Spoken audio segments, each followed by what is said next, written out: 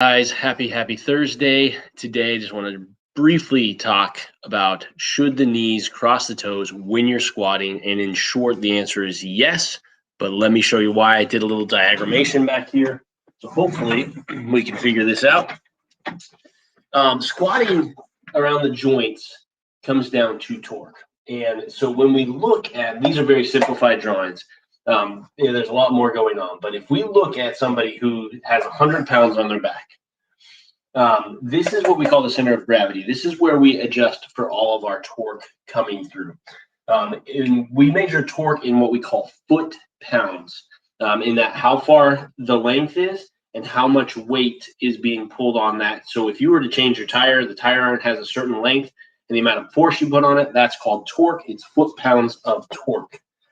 So if we have 100 pounds and that 100 pounds is going straight down, and we have a leg that is 2 feet long, 100 pounds times 2 feet leaves us with 200 foot-pounds of torque around the knee joint. You'll notice the knee stays above the toe with that. Center of gravity sits definitely behind the knees on this one.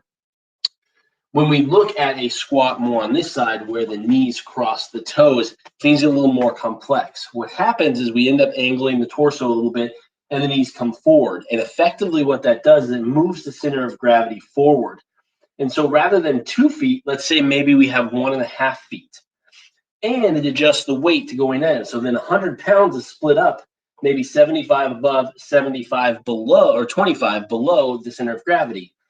That means 75 coming through here over 1.5 feet, we're going to end up with around about 100 pounds and change of torque.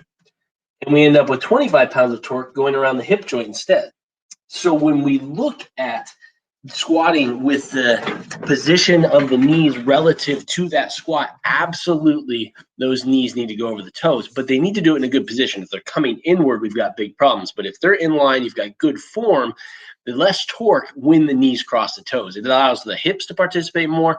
It shifts the center of gravity. It spreads the weight out between joints from the calf, or I'm sorry, from the ankle to the knee to the hip rather than strictly onto the knee itself. Obviously, if you guys got questions, hit us up in the comments or anything like that. Sorry I was so rushed. Hopefully you'll get something out of it. We'll catch you on the next one.